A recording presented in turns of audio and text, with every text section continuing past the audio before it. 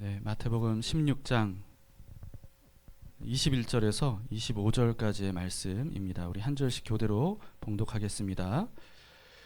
이때로부터 예수 그리스도께서 자기가 예루살렘에 올라가 장로들과 대제사장들과 서기관들에게 많은 고난을 받고 죽임을 당하고 제3일에 살아나야 할 것을 제자들에게 비로소 나타내시니 베드로가 예수를 붙들고 항변하여 이르되 주여 그리 마옵소서 이 백성을 잊지 아니하리이다. 예수께서 돌이키시며 베드로에게 이르시되 사탄아 내 뒤로 물러가라 너는 나를 넘어지게 하는 자로다 네가 하나님의 일을 생각하지 아니하고 도리어 사람의 일을 생각하는도다 하시고 이에 예수께서 제자들에게 이르시되 누구든지 나를 따라오려거든 자기를 부인하고 자기 십자가를 지고 나를 따를 것이니라. 함께 누구든지 제 목숨을 구원하고자 하면 잃을 것이요 누구든지 나를 위하여 제 목숨을 잃으면 찾으리라. 아멘. 네, 앉으시겠습니다. 네, 오늘 본문 말씀 중에 필수 암송 구절이 있죠. 16장 24절입니다. 자, 16장 24절 함께 봅시다. 이에 예수께서 제자들에게 이르시되 뭐라고 하셨죠? 시작. 누구든지 나를 따라오려거든 자기를 부인하고 자기 십자가를 지고 나를 따를 것이니라. 네, 너무나도 유명한 말씀이죠. 그러니까 이번 주는 암송하기가 그렇게 어렵지 않겠죠. 네, 참 감사한 일이죠. 근데 여러분 이 말씀이 언제 어디서 하신 말씀인지를 우리가 좀 아는 것이 좀 의미가 있다고 생각이 됩니다. 이 말씀 어디서 하셨냐면요, 가이사랴 빌립보라고 하는 곳에서 하셨어요. 가이사랴 빌립보, 그 이름이 좀 희한하죠. 유대식 이름은 아니고 헬라식 이름인데요. 헤롯 빌립이 가이사, 로마 황제를 위해 건설한 도시입니다. 그래서 가이사랴 빌립보라고 하는 이름이 지어졌죠. 거기에 도시만 건설한 게 아니고요, 로마 황제를 위한 신전을 거기에 세웠어요. 그러니까 상당히 이교적인 어떤 그런 분위기입니다. 근데 거기서 예수님께서 12제자에게 뭐라고 물어보셨냐면 사람들이 나를 누구라고 하더냐 이렇게 물어보셨어요. 그때 제자들이 누구는 뭐 엘리야라고 하고 누구는 예레미야라고 하고 뭐 누구는 뭐 이런 사람 저런 사람 어떤 선지자라고 합니다. 이렇게 이제 다방면으로 들은 대로 이제 말씀을 드립니다. 그랬더니 예수님께서 이번에는 그렇다면 너희는 나를 누구라고 생각하느냐 이렇게 물어보셨어요. 그때 누가 나섰어요? 나섰다 하면은 베드로죠. 베드로가 나서서 주는 그리스도이시고 살아계신 하나님의 아들이십니다. 이런 놀라운 고백을 합니다. 굉장한 신앙 고백이죠. 이 신앙 고백을 들으신 예수님께서 베드로에게 너는 정말 복이 있는 사람이다 이렇게 말씀하시면서 천국 열쇠를 너에게 준다. 이렇게까지 놀랍게 엄청난 칭찬을 하십니다. 그런 다음 오늘 본문으로 이어지는 거예요. 오늘 본문 21절부터 시작이 되죠. 21절을 다시 보시면 이때로부터, 언제로부터? 이때가 그러니까 언제부터겠어요? 이때로부터. 베드로의 신앙 고백이 시작된 때로부터 주는 그리스도이시고 살아계신 하나님의 아들이십니다 라고 고백한 그 때부터 주님께서 무엇을 말씀하셨냐면 예수님이 십자가에서 죽으시고 3일 만에 부활하실 것을 처음으로 제자들에게 말씀하셨고 이때로부터 이제 반복적으로 제자들에게 예수님의 죽음과 부활에 대한 말씀을 하십니다. 그런데 이렇게 예수님께서 십자가 죽음과 부활에 대해 말씀하시니까 이번에도 또 누가 나서서 이야기를 했어요. 누가 나섰겠어요? 네, 나섰다 하면 베드로. 베드로가 뭐라고 얘기하냐면요, 22절에 베드로가 예수를 붙들고 항변하여 이르되 주여 그리 마옵소서 이 일이 결코 주께 미치지 아니하리이다 이렇게 말합니다. 자, 예수님을 붙들었어요. 십자가와 부활에 대해 말씀하시는 예수님을 붙들었어요. 그리고는 항변했어요. 여러분 여기 항변했다고 되어 있는 번역이 원래 뜻이 뭐냐면요, 비난하다, 책망하다. 왜요? 그러니까 베드로가 방금 뭐라고 예수님에 대해서 고백했어요? 예수님은 주는 그리스도이시고 살아계신 하나님의 아들이십니다. 방금 그렇게 고백했단 말이에요. 그런데 그런 예수님을 붙잡고 꾸짖는 거예요. 항변하는 거예요. 책망하는 거예요. 도대체 무슨 말씀하시는 거예요? 예수님 정신 차리세요. 왜 갑자기 그런 말도 안 되는 얘기를 하십니까? 예수님이 죽으시다니요. 죽는 일은 있어서도 안 되고 있지도 않을 거예요. 그런데 왜 그런 부정적인 얘기를 하십니까? 아니 자신이 그리스도이시고 살아계신 하나님의 아들이라고 고백한 그분의 말을 가로막고 예수님이 하신 말씀을 완전히 철저하게 100% 부정하는 이와 같은 말을 한 거죠. 그런 베드로에게 이번에는 예수님께서 또 강하게 꾸짖으시죠. 23절에 예수께서 돌이키시며 베드로에게 이르시되 사탄아 내 뒤로 물러가라. 너는 나를 넘어지게 하는 자로다. 네가 하나님의 일을 생각하지 아니하고 도리어 사람의 일을 생각하는도다. 이렇게 조금 전에 베드로는 정말 훌륭한 신앙 고백으로 예수님에게 최고의 칭찬을 들었었습니다. 그런데 이번에는 불과 몇 분밖에 안 됐는데 예수님께서 베드로에게 최악의 책망을 하시는 거예요. 제자들에게 이 정도로 강도 높은 책망을 예수님이 하신 적이 없어요. 자, 예수님은 왜 베드로에게 이와 같은 최악의 책망을 하셨는가? 하나님의 일은 생각하지 않고 사람의 일을 생각한다. 그렇기 때문에 이런 책망을 하신 거죠. 자, 예수님께서 말씀하신 하나님의 일과 사람의 일, 이게 무슨 의미일까요? 네, 예수님은 섬김을 받으러 온 게 아니라 섬기러 오셨다고 하셨습니다. 그리고 잘 살아보겠다고 오신 게 아니라 많은 사람을 위해 대속물로 자신을 주기 위해, 목숨을 주기 위해 오셨다고 하셨어요. 예수님은 이스라엘만을 위한 구원자로 오신 게 아니고요, 모든 인류를 구원하시기 위한 구원자로 오셨습니다. 그리고 예수님은 이 세상에 유한한 것을 주려고 오신 분이 아니고요, 하나님 나라의 영원한 것을 주러 오신 분이십니다. 무엇보다 예수님은 단순히 이 세상에서의 풍요로움, 안락함, 이런 것을, 편안함, 이런 것을 주려고 오신 분이 아니고요, 이 모든 것의 주권자이신 하나님과의 관계 회복, 하나님과 만나서 하나님과 영원히 함께 사는 이와 같은 엄청난 영생을 선물로 주시려고 이 땅에 오신 거예요. 이게 바로 하나님이 이루시고자 하시는 하나님의 일이죠. 그런데 하나님께서는 이 일들을 그냥 이루시기 위해서 아무것도 안 하신 게 아니고 수천 년 동안, 성경 역사 동안 하나님은 수많은 일들을 하셨어요. 그 중에 하신 일들이 뭐냐면 사람들을 통해서 하나님께서는 한 사람 한 사람 부르시고 그 일들을 통해 주님의 일을 이루어 가신 겁니다.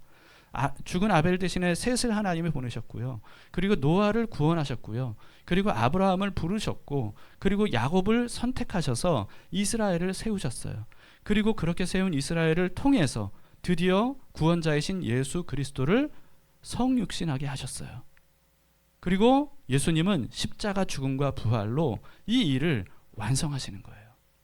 하나님의 일을 이루시는 거죠. 그런데 베드로는 예수님께서 말씀하신 십자가의 죽음과 부활을 가로막고, 왜 그런 말씀하십니까?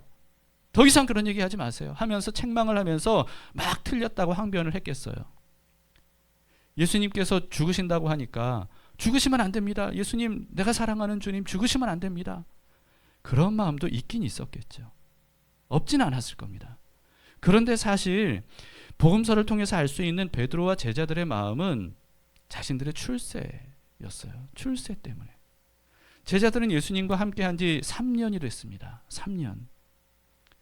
이때쯤에 제자들은 느꼈던 거예요. 이제는 우리가 드디어 출세할 때가 됐다. 성공을 이룰 때가 됐다. 왜냐하면 3년 동안 예수님이 놀라운 말씀과 수많은 기적들을 행하니까 가는 곳마다 예수님을 연호하고 지지하고 예수님을 만나려고 막 떼지어 다니는 사람들이 엄청나게 많았어요. 여러분, 요즘도 이 선거 때문에 이렇게 선거 이렇게 활동하고 이렇게 막 그러잖아요. 그러면 사람들이 구름대 같이 몰려서 막 연호하고 그러면 성공을 직감하잖아요. 그런 것처럼 제자들은 어디를 가나 예수님과 제자들 주변에 사람들이 몰려들고 연호하는 모습을 보면서 이제는 됐다. 이제 이번에 6월절을 맞이해서 예루살렘에 가면 거기에 모인 모든 유대인들이 이제 예수님을 왕위로 앉힐 거야. 그러면 어떤 일이 일어나는 거예요? 그동안 로마 제국의 이 압도적인 힘에 굴복해서 그 지배 아래에 있었는데 예수님께서 이 유대인들의 모든 힘을 다 규합하시면, 그러면 로마 제국을 이 이스라엘 땅에서 완전히 몰아내고, 그리고는 다윗 같은 제국을 세우고 왕국을 세우고, 그래서 자신들은 예수님이 그 왕좌에 앉을 때 한 자리씩 할 수 있을 거야. 이런 계산이 있었던 거예요. 그런 날이 오면 여러분, 제자들은 얼마나 명예롭고 영광스러울 뿐만 아니라 부유하고 편안하고 안락하고 존경받는 그 어부 출신, 갈릴리 어부, 가나안 어부 출신에 불과했던 자신들의 인생이 완전히 대박인 거죠. 그 자신들의 시대가 오는 겁니다. 마치 이제 다윗을 뒤를 따랐던 400, 600명의 어떤 그 아둘람 굴에 있었던 사람들처럼 인생이 이제 예수님 한 분으로 인해서 펴게 되는 그 순간이 이제는 왔다. 이렇게 생각을 한 겁니다. 그래서 제자들은요, 예수님께서 십자가를 지러 예루살렘으로 가시는 길인데 그 길에서 자신들은 꿈에 부풀어서 그래서 누가 더 높은 자리에 앉을 거냐 이걸 가지고 자신들끼리 막 다투는 그런 모습들도 계속해서 연달아서 보여주게 됩니다. 어쩌면 제자들이 지난 3년 동안 예수님을 따랐던 이유, 여러분 예수님을 따르는 게 쉬웠겠어요? 사실 예수님이 뭐라고 말씀하셨냐면 인자는 머리 둘 곳이 없다. 그러니까 어디 머리를 편히 베고 쉴 자리가 없다. 그 정도로 노곤하고 힘들고 피곤한 그런 예수님의 여정이었어요. 그러니 제자들도 그 예수님의 뒤를 따르면서 얼마나 피곤했겠어요. 뭐 노숙을 하고 수많은 사람들에게 시달림을 받고 먹을 시간도 없었고 잘 시간도 없었고 그랬단 말이죠. 그런데 이런 모든 그동안의 이 고생을 감내했던 이유가 사실은 이 성공 이게 보였기 때문이 아니겠는가. 출세 이게 이제 가까이 왔다 라고 생각했기 때문이 아니겠는가 라고 하는 거예요. 그런데 만약에 예수님께서 말씀하신 대로 정말 예수님이 죽으시면 그러면 어떻게 되는 거예요? 죽으시면 제자들 생각에는 최악의 상황이 오는 겁니다. 더구나 예수님께서 십자가에서 죽으시잖아요. 십자가. 여러분 십자가는 로마 제국의 극형 중의 극형 방법이에요. 로마 제국에서만 있었던 그런 처형 방법이거든요. 근데 로마 시민권자에게는 십자가형을 하지 않았어요. 어떤 사람에게 십자가형을 했냐면 로마 제국에 반항하는 피지배국 사람, 반대하는, 다시 말해서 피지배국의 반역자들에게만 십자가 처형을 했단 말이죠. 그 정도로 십자가형은 극형 중에 극형입니다. 그런데 예수님이 십자가에서 죽으신다. 사실 사람들이 예수님에게 기대했던 게 뭐예요? 로마 제국에게서 이스라엘을 독립시켜 주시는 거거든요. 그런데 그런 로마 제국에게 예수님께서 십자가에서 매달려 반역자로 죽으신다. 이거는 완전한 실패입니다. 완전한 실패예요. 그리고 유대인들이 봤을 때 예수님이 십자가에 달리신다는 것은 예수님이 구원자가 아니었구나 라고 하는 것을 의미한다는 거예요. 근데 그게 끝이 아닙니다. 예수님이 십자가에 달리시잖아요. 그러면 신명기 21장 23절에 뭐라고 되어 있냐면요. 나무에 달린 자는 하나님께 저주를 받은 자다. 이런 말씀이 있어요. 그러니까 정치적으로 이 로마의 십자가에 매달리는 것은 정치적으로도 완전히 실패하는 것일 뿐만 아니라 신앙적, 종교적으로도 예수님은 구원자는커녕 오히려 하나님께 저주를 받은 죄인에 불과하다. 이걸 의미하는 거죠. 여러분 그렇기 때문에 예수님께서 말씀하신 대로 예수님이 십자가에서 죽으시면 그 예수님의 뒤를 밀착 함께 동고동락하고 따랐던 제자들, 이 제자들의 남은 인생도 완전히 끝나는 거예요. 그렇게 생각했다는 겁니다. 제자들은 예수님이 죽음뿐만 아니라 부활에 대해서도 말씀하셨지만 여기에는 안중에도 없었던 것 같아요. 뭐 부활 이런 거는 있을 수도 없는 일로 치부를 했거나 또는 뭐 죽음에 대한 말씀하시니까 그게 너무 충격을 받아서 부활에 대한 얘기는 아예 듣지도 않았던 것 같습니다. 그러니 여러분 베드로가 예수님의 말씀에 강하게 반발하면서 예수님 정신 차리세요. 도대체 무슨 말씀하시는 거예요? 하면서 예수님을 책망하는 거기에 다른 제자들도 사실은 같은 마음이었을 겁니다. 예수님의 말씀을 도저히 이해할 수도 없고 받아들일 수도 없었던 거죠. 그러니까 마음에 갈등이 엄청난 주체할 수 없는 갈등들이 생긴 거예요. 베드로와 제자들의 생각은 사실 지극히 인간적입니다. 여러분 인간적이라는 건 뭘 의미합니까? 인간은 누구나 할 수 있는 그런 생각, 그런 마음이라는 거예요. 우리도 그런 생각과 그런 생각, 그런 마음, 그런 기대, 인간적인 기대 하지 않겠어요? 그런데 예수님은 그런 마음과 그런 태도, 그런 생각, 그런 목표, 그런 계획 이게 바로 사탄의 생각이라는 거예요. 그리고 예수님을 넘어지게 하는 것이라고 예수님께서 말씀하셨습니다. 이게 바로 사람의 일이에요. 사람의 일. 사람이 이루고자 하는 일, 그것은 사탄의 생각이고, 그리고 예수님을 넘어지게 하는 일이에요. 그런데 예수님은 더 나아가서 이렇게 말씀하신 겁니다. 24, 25절에 보시면, 이에 예수께서 제자들에게 이르시되 누구든지 나를 따라오려거든 자기를 부인하고 자기 십자가를 지고 나를 따를 것이니라. 누구든지 제 목숨을 구원하고자 하면 잃을 것이요 누구든지 나를 위하여 제 목숨을 잃으면 찾으리라. 자, 예수님은 자신이 이제 곧 죽으시고 부활하실 것에 대해 말씀하셨어요. 십자가를 지고 죽을 것이라고 예수님은 예고하셨어요. 그런데 거기서 끝나는 게 아니고요. 예수님이 뭐라고 하신 거예요? 제자들에게 너희도 자기 십자가를 져야 된다. 이렇게 말씀하신 거예요. 오늘날 우리는 십자가에 대한 이미지는 굉장히 좋잖아요.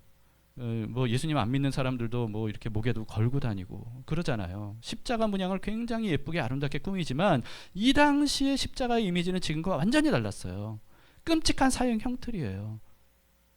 여러분, 어느 누가 이 교수 형틀 이거를 목에 이렇게 달고 다니겠어요? 그 장신구라고. 그럴 사람이 어디 있겠어요?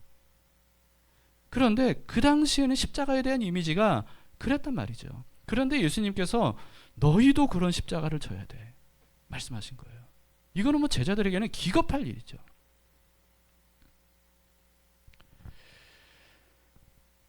예수님의 말씀은 예수님을 끝까지 따르려면 나를 진짜 믿느냐? 주는 그리스도이시고 살아계신 하나님의 아들이라고 고백했는데 진짜 그걸 믿느냐? 그렇다면 죽을 각오를 하고 나를 끝까지 따라올 수 있겠느냐? 라고 하시는 거예요. 성공해서 잘 살 생각 버려야 된다. 죽을 각오를 해야 된다. 그래야 끝까지 나를 따를 수 있고 내가 가는 곳에 너희도 갈 수 있다. 이렇게 말씀하시는 겁니다. 이거는 그냥 떠보려고 하신 말씀이 아니에요. 그게 진실이라는 거예요. 우리도 마찬가지입니다. 여러분, 우리도 자기를 부인하고 자기 십자가를 지지 않으면요 예수님을 따를 수 없어요. 예수님이 가는 곳에 갈 수가 없어요. 하나님의 말씀이 믿음의 갈등을 일으키는 이유, 그게 뭐겠어요? 이처럼 사람의 생각과는 너무나도 다르기 때문이에요. 하나님의 말씀이, 하나님의 생각이, 하나님의 뜻이 사람의 생각과는 너무 달라요. 그러니까 믿음의 갈등이 일어날 수밖에 없죠. 그래서 믿음의 갈등이 일어나는 것은 어떻게 보면 당연합니다. 그런데 여러분, 하나님의 말씀에 선뜻 순종하지 못하고 마음에 갈등이 생겼다고 해서 죄책감을 갖는 분들이 많아요. 아, 이런 마음 가지면 안 되는데, 말씀하시면 바로 순종해야 되는데 갈등이 생겼어. 아, 주님, 이 갈등이 생기는 이 마음 자체가 너무 이 죄악입니다. 참, 그러면서 죄책감을 가지는 사람들이 있어요. 사실은 그럴 필요가 없습니다. 왜냐하면 여러분, 하나님 말씀 때문에 마음에 갈등이 생긴다. 이거는 이미 하나님의 은혜가 시작됐다는 증거이기 때문에 그래요. 은혜가 시작되었다. 왜 그런지 아세요? 적어도 하나님의 말씀을 인격적으로 알아듣는 귀가 열렸다는 뜻이에요. 무슨 뜻이냐면요, 하나님의 말씀이 나에게 하신 말씀이다 라고 알아듣지 못하는 사람은 갈등도 생기지 않아요. 아무리 하나님이 뭐라고 말씀하셔도 그게 그냥 이렇게 객관적인 이야기일 뿐이지 나에게 하신 말씀이다 이렇게 받아들이지 않으면 별 갈등이 없어요. 오히려 다른 사람들이 이 말씀대로 사나 안 사나 이렇게만 생각하는 거죠. 그러나 정말 하나님께서 나에게 하신 말씀이구나, 이렇게 하라고 하신 말씀이구나 라고 인격적인 내게 주어진 말씀으로 받아들인다면 당연히 마음에 갈등이 생길 수밖에 없어요. 왜냐하면 나의 평소의 생각, 이제까지 삶의 방식과는 너무 다른 말씀이기 때문에 그래요. 그냥 말씀을 좋은 말씀, 옳은 말씀이라고 생각하면 그러면 갈등 없습니다. 여러분들은 어떠신가요? 정말 하나님 말씀 한 말씀 들을 때마다 마음속에 믿음의 갈등이 일어나고 있습니까? 그렇다면 하나님의 은혜가 이미 시작이 된 거예요. 그런데 만약에 어떤 갈등도 없다면, 오늘도 뭔가 말씀을 읽고 들었는데 그럼에도 불구하고 아무런 느낌도 없고 아무런 감동도 없고 어떤 마음속에 어떤 순종하고자 하는 마음도 들지 않는다면, 순종해야 되나 말아야 되나 이런 생각조차 들지 않는다면 여러분 깨어나셔야 돼요. 아, 내 마음이 지금 하나님의 말씀을 제대로 듣고 있지 못하구나. 이렇게 생각하시면서 하나님께 기도하셔야 됩니다. 헨리 블랙가비의 말대로 하나님은요 아무런 목적도 없이 말씀하신 적이 없습니다. 하나님이 말씀하셨다면 반드시 뭔가를 이루시려고 말씀하시는 거예요. 하나님께서 나에게, 하나님이 우리에게 뭔가를 말씀하셨다면 그것은 하나님께서 우리를 통해 그 말씀하신 그걸 이루시겠다는 거예요. 그렇기 때문에 하나님 말씀 때문에 믿음이 갈등이 일어나면 그러면 우리는 하나님 감사합니다 하는 마음으로 이제 갈등을 넘어서 순종으로 나아가는 것. 이게 우리에게 필요합니다.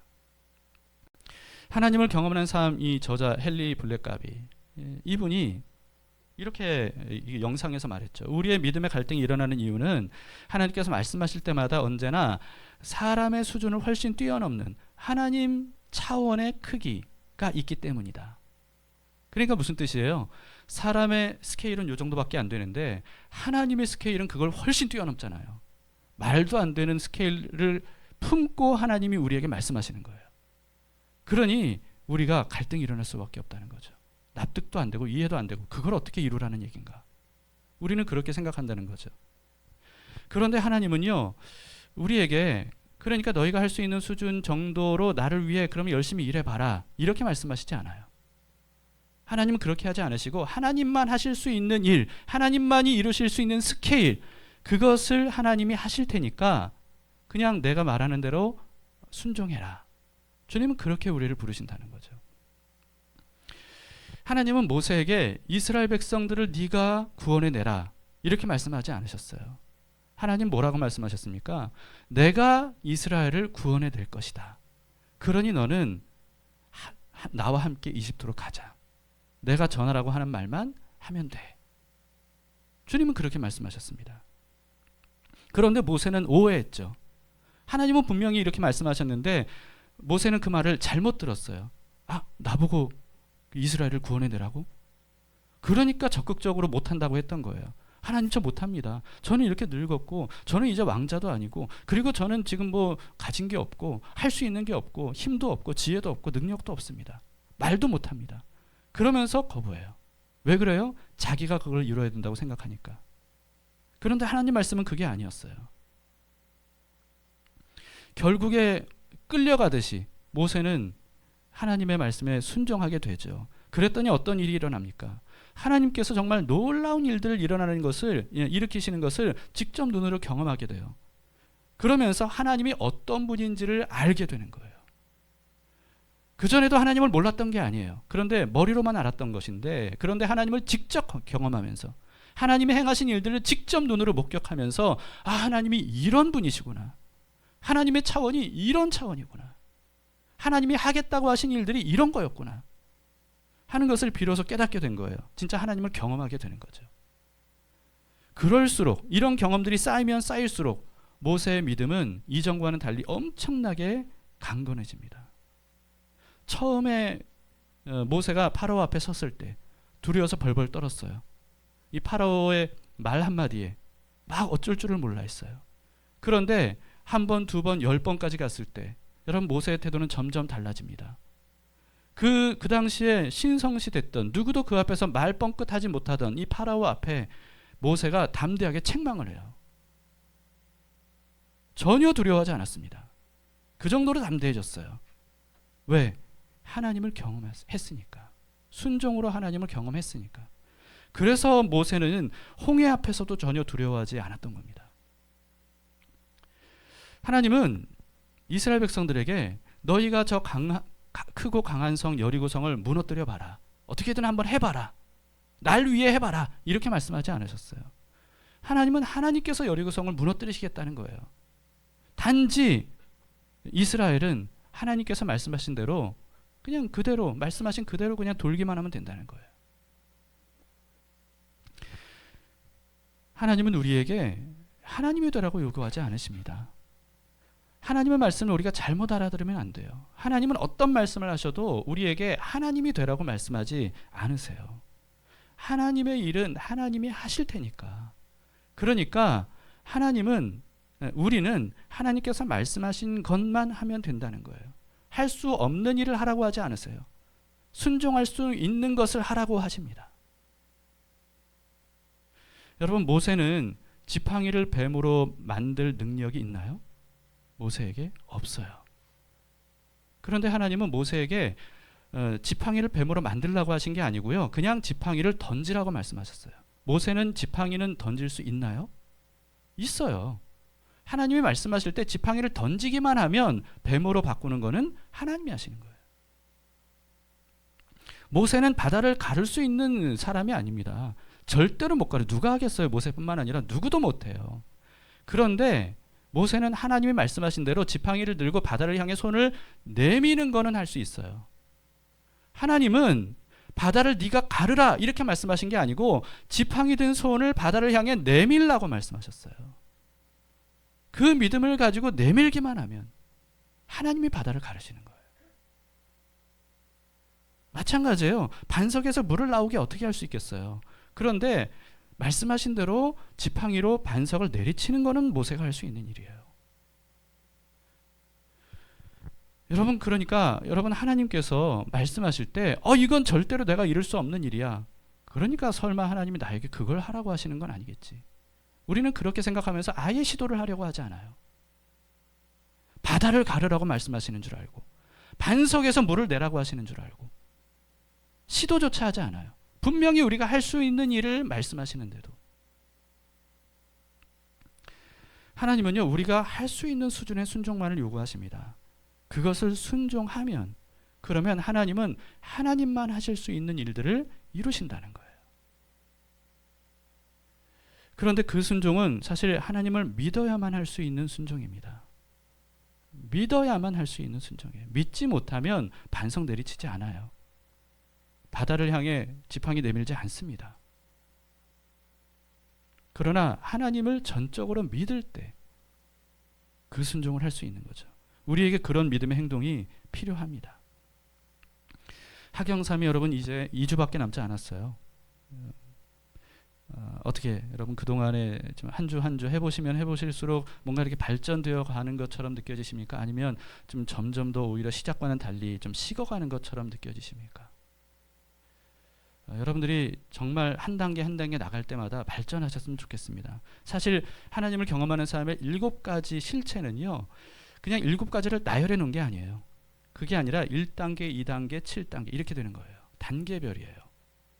그렇기 때문에 이전 단계를 잘 실행하지 못하면 않으면 그러면 다음 단계로 발전할 수가 없어요. 실행하면 그러면 다음 단계로 나아갈 수 있는 거죠. 예를 들어서 이번 주 실체 5 뭡니까? 실체 5 함께 읽어봅시다. 시작. 하나님의 부르심은 항상 당신을 믿음의 갈등으로 몰아넣는다. 정말 믿음의 갈등으로 하나님이 몰아넣으시나요?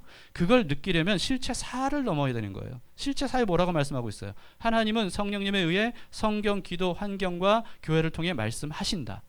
네, 하나님은 다양한 방법으로 우리에게 말씀하셔요. 그래서 그 말씀을 들어야 그래야 그 다음 단계인 믿음의 갈등으로 넘어가는 거예요. 그리고 믿음의 갈등 그 다음에 실체 6 우리의 삶의 조정이 필요하죠. 그런 다음에 실체 7 하나님을 경험으로 실제적으로 알게 된다. 모세가 그랬던 것처럼 그렇게 된다는 겁니다. 하경삼의 목표가 뭡니까? 여러분 왜 하경삼에 함께 동참하시고 지금 하경삼의 과정을 함께 하고 있습니까? 하경삼의 목표가 뭐예요? 하나님을 경험하는 삶이죠. 당연히 이걸 잊지 마세요. 뭐 과제 이 정도만 하면 되겠지, 뭐 묵상 뭐 좀 빼먹어도 이 정도만 하면 되겠지, 이렇게 여러분들이 생각하시고 하시면 안 됩니다. 그걸 완수했다고 해서 그게 그 목표가 이루어지는 게 아니에요. 정말 하나님을 경험하는 삶을 위해 우리는 지금 나아가야 돼요. 그런데 하나님을 경험한다고 해서 다 같은 게 아닙니다. 이게 단계마다 달라요. 여러분 마치 바다를 생각하세요. 해보세요. 바다는 엄청 넓고 크고 깊고 막 놀랍죠. 신비롭죠. 신비로 가득한. 사실 그 인류 문명이 이렇게 발달을 했어도요, 바다 저 깊은 곳에 무슨 일이 일어나는지 아직도 모른다 그래요. 미지의 세계예요. 분명히 우리가 살고 있는 지구 안에 있는 바다인데, 그런데 이 바다를 아는 것이 단계마다 다릅니다. 여러분 우리는 바다를 해변에 가서 멀찌감치해서 구경할 수 있어요. 그러면서도 우리는 좋죠. 아 좋다. 와 진짜 가슴이 탁 트인다 하면서 어떤 감동, 기쁨 이런 걸 느낄 수 있어요. 그런데 해변에서 구경하는 것과 실제로 해변을 달려가서 바닷물에 발을 담그는 것, 그 경험은 완전히 다른 경험이에요. 그리고 바닷물에 발을 담그는 것과 허리까지 바닷속으로 들어가는 것, 이건 완전히 또 다른 경험이에요. 그리고 허리까지 들어가는 것과 아예 몸을 바다에 맡기고 수영을 하는 것, 이건 또 완전히 다른 경험이에요. 그리고 수영하는 것과 이제는 다이빙을 해서 깊이 잠수해서 물속에 있는 것들을 눈으로 이렇게 다 보는 것, 이거는 또 완전히 다른 경험이죠. 또 그것과 잠수정을 아예 타고 바다의 아주 깊은 곳으로 들어가서 사람의 눈과 시야가 전혀 닿지 않은 곳까지 가서 보는 것, 여러분 이건 또 완전히 다른 경험입니다. 모두가 다 바다에 대한 경험이에요. 그런데 단계마다 다 달라요. 누가 바다를 더 잘 안다고 할 수 있겠어요? 하나님도 마찬가지입니다. 그런데 대부분의 그리스도인들이 마치 해변에서 바다를 구경하는 정도, 그 정도로 하나님을 경험하는 것에 머물러 있어요. 바닷물에 발 한 번도 담가보지 않고 하나님을 직접 경험해 본 적도 전혀 없는 그런 머릿속의 지식만으로 멀찌감치서 그냥 바라보는 것만으로 하나님을 충분히 알고 있다고 우리는 그렇게 생각할 때가 참 많이 있습니다. 그러나 여러분, 하나님은 직접 경험하지 않고는 안다고 말할 수 없어요. 적어도 뛰어가서 발이라도 담궈야죠. 거기서부터 진짜 바다를 경험하는 거예요. 바닷물에 발을 담그는 것부터 시작해서 점점 바다 깊은 곳으로 향해 나아가듯이 직접 우리가 몸으로 하나씩 하나님의 부르심에 따라서 실천해서 나아갈 때, 그럴 때 우리는 하나님을 점점 더 깊이, 점점 더 많이, 점점 더 신비로움을 우리는 경험하게 되는 겁니다. 그럴수록 하나님이 이런 분이구나, 끝도 없는 분이구나, 광대한 분이구나, 머리에는 다 담을 수 없는 분이구나, 설명을 못해도 경험한 하나님을 우리는 알 수 있는 거예요. 찬송가 302장 3절 4절에 이런 가사가 있어요. 많은 사람이 얕은 물가에서 저 큰 바다 가려다가 찰싹거리는 작은 파도 보고 마음 약하여 못 가네. 4절, 자 곧 가거라, 이제 곧 가거라, 저 큰 은혜 바다 향해. 자 곧 내 노를 저 깊은 데로 가라, 망망한 바다로 후렴 언덕을 떠나서 창파에 배 뛰어 내 주 예수 은혜의 바다로 내 맘껏 저 가라. 여러분, 아직 우리가 이 찰싹거리는 얕은 물가에서만 하나님을 경험하면 더 깊은 하나님의 은혜를 경험할 수가 없습니다. 하나님은 바다보다 훨씬 더 크고 깊고 넓으신 분이세요. 광대하신 분이세요. 그런 하나님을 경험하도록 하나님은 우리를 부르셨어요.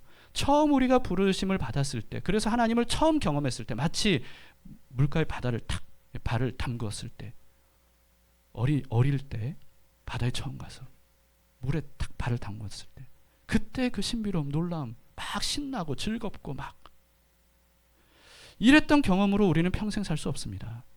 처음 바다에 발 담궜을 때는 그것 자체가 감동이죠.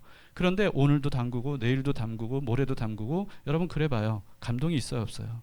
감동이 없어요. 어떤 분들은 처음 예수님을 만났을 때 그 뜨거운 감동을 받고 싶다고 합니다. 돌아가고 싶다고 해요. 그때의 감동을 느껴보고 다시 회복하고 싶다고 말해요. 그런데 왜 회복이 안 되는지 아세요? 그냥 거기에만 머물러 있으니까. 발 담궜을 때 그 감동, 그것을 발 담그면서 느끼길 원하니까. 그러니까 안 되는 거예요. 더 깊은 곳으로 가야 되는 거죠. 발을 담근 그 감동처럼 새로운 감동을 느끼고 싶다면 들어가야 돼요. 물속으로. 용기를 내서 발걸음을 직접 떼야 됩니다. 그것을 하경삼이 도우려고 이런 과정들을 하는 거예요.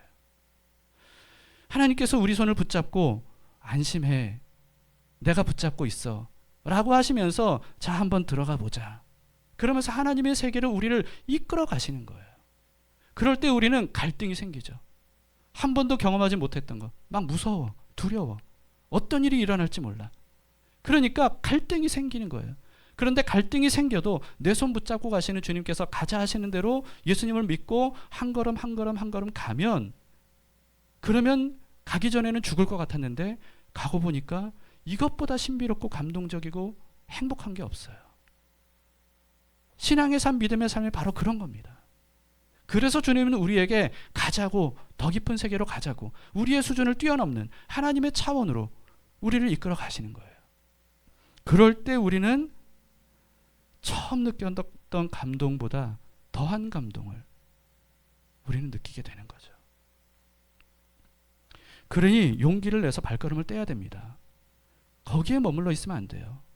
신앙생활은 여기까지야 라고 우리가 스스로 선을 그어서는 안 됩니다. 주님께서 우리에게 말씀하시는 그것을 귀담아 들으세요. 항상 주님은 우리에게 더 깊은 곳으로 가자 하시는데 우리는 딱 선을 정해놓고 그 이상은 안 됩니다 라고 하면, 그러면 어떻게 우리가 더 넓고 깊은 하나님을 경험할 수 있겠습니까? 토요일에, 어제죠, 제가 그 아침인가? 아니, 금요일인가? 잘 모르겠네요. 아무튼 TV를 보면서 그 한 번도 보지 못한 자연 다큐멘터리를 보게 됐어요. 그 잠깐 이렇게 봐서 잘 모르겠는데 아이슬란드였던 것 같아요. 근데 거기에 바닷가 절벽에 둥지를 틀고 사는 새들의 군락이 있는 거예요. 거기 이제 아주 촬영을 너무 잘했습니다. 근데 이 어미들이 새끼들을 막 필사적으로 보호를 해요. 왜냐하면 갈매기가 그 새끼를 막 잡아채려고 하거든요. 그러니까 정말 필사적으로 그 새끼를 그렇게 보호하려고 하는데요. 그런데 그렇게 해서 아이를 막 지켰잖아요. 지켰는데 아이가 조금만 더 크잖아요. 그러면 이 어미가 이 새끼를 절벽 아래로 던져버린다는 거예요. 그렇게 필사적으로 보호했던 아이를 엄마가 절벽으로 던져버리는 거예요. 그러면 새끼는 어떻게 해요? 살아보겠다고 그냥 날개를 있는 힘껏 쫙 펴고 그거를 어떻게든 바둥거리면서 하는 거예요. 그렇게 해서 떨어지는 거예요. 바다로. 그게 왜 그랬겠어요? 그래야 나는 법을 배우는 겁니다. 그래야, 그렇게 나는 법을 배우는 거예요. 전 그거 보면서 이런 생각이 들었어요. 아, 날개를 달고 태어난 새라고 해서 저절로 나는 건 아니구나. 절벽에서 뛰어내려야, 그래야 나는 법을 배우는 거구나. 죽을 각오를 하고 뛰어내려야, 그래서 살겠다고 날개를 파닥거려야 그 날개로 날아갈 수 있는 거구나. 그걸 깨닫게 됐어요. 우리도 마찬가지예요. 여러분, 하나님은 어쩌면 여러분들 모두에게는 아니겠죠. 방언을 하도록 하신, 이미 그런 능력을 주신 그런 경우가 있을 겁니다. 그런데 본인이 방언의 은사가 있는지를 깨닫지 못하는 사람이 있을 수도 있어요. 왜? 한 번도 소리를 내서 기도를 안 해보면, 그러면 하나님이 이미 방언의 은사를 주셨어도 자신이 그런 은사를 받았다는 것을 모를 수 있는 거예요. 하나님이 어떤 사람에게는 치유의 은사를 주셨어요. 치유의 은사를 주셨는데 그 치유의 은사가 받았는지 안 받았는지를 알려면 어떻게 해야 돼요? 기도해봐야 돼요. 병든 자에게 가서 제가 기도해 드릴게요 하면서 손잡고, 하나님 아버지, 주님의 손으로 치유해 주세요. 이렇게 기도를 해봐야, 그래야 하나님이 그런 치유 은사를 주셨는지 안 주셨는지 알 수 있는 거예요. 은사만이 아닙니다. 우리의 재능도 마찬가지예요. 음악적인 재능이 타고났다고 하더라도, 그렇더라도 평생 음악을 가까이 하지 않고 음악을 할 생각조차 하지 않으면 그 재능은 발현되지 않는 겁니다. 모세는 떨기나무에서 하나님의 부르심을 받았어요. 근데 자신은 할 수 없다고 필사적으로 거부했어요. 그렇게 모세의 이야기가 끝이 났다면, 그러면 우리가 아는 모세는 없는 거예요. 그런데 억지로라도 하나님의 손에 이끌려서 억지로라도 이집트에 가서 파라오 앞에 하나님이 세우셨을 때, 하나님이 하라고 하시는 대로 말씀도 전하고 행하기도 했을 때, 뭐 지팡이 던지면 지팡이 던지라고 하고, 그 나일강에 지팡이 담그라고 하면 담그고, 이렇게 했을 때, 그럴 때 비로소 우리가 아는 모세로 성장할 수 있었던 겁니다. 머물러 계시지 마세요. 그건 하나님의 뜻이 아닙니다. 하나님이 우리에게 말씀하시고 초대하시는 이유는 더 깊은 세계로 나아가자는 거예요. 이제까지 한 번도 경험하지 못한 하나님을 경험하라는 거예요. 하나님이 이런 일도 할 수 있는 분이라는 것을 알려주시겠다는 거예요. 그 초대에 우리가 믿음으로 반응하며 나아갈 때 하나님은 하나님이 하실 수 있는 일을 하십니다. 그래서 예수님은 제자들에게 십자가 죽음을 말씀하시면서 제자들에게도 말씀하신 거예요. 자기를 부인해야 돼. 너희도 나처럼 십자가를 지고 따라야 돼. 이 말씀에 믿음의 갈등이 생기는 건 당연하죠. 그러나 하나님께는 우리가 알지 못하는 이유가 있다. 이렇게 말씀하시는 이유가 있다. 라고 믿고 그 말씀에 따라가면, 죽으면 죽으리라는 마음으로 순종하면, 그러면 주님이 하시는 일을 보게 되는 겁니다. 에스더가 그런 마음으로 페르시아 왕 앞으로 죽음을 무릅쓰고 나아갔을 때 에스더가 살 뿐만 아니라 유대 민족이 다 살았어요. 예수님이 그래서 이렇게 말씀하신 겁니다. 25절을 다시 보십시다. 함께 읽읍시다. 시작. 누구든지 제 목숨을 구원하고자 하면 잃을 것이요 누구든지 나를 위하여 제 목숨을 잃으면 찾으리라. 자기를 부인하고 자기 십자가를 지고 죽는 그 길을 가자고 하는 그 이유는 죽이려고 하시는 게 아니라 살리려고 하시는 겁니다. 그것만이 살 길이라는 거예요. 그게 바로 하나님의 일입니다. 반면에 이 세상에서 편안하고 부유하게 잘 살아보겠다고 하는 마음으로 하나님의 말씀에 선을 긋고 거부하고 내 속에는 좋은 대로 사는 것, 여러분, 그것은 사는 것처럼 보이지만 죽는 길이라는 거예요. 그 길 가면 안 된다는 거예요. 여러분, 예수님을 믿으십니까? 예수님 여러분을 사랑하시는 걸 믿으십니까?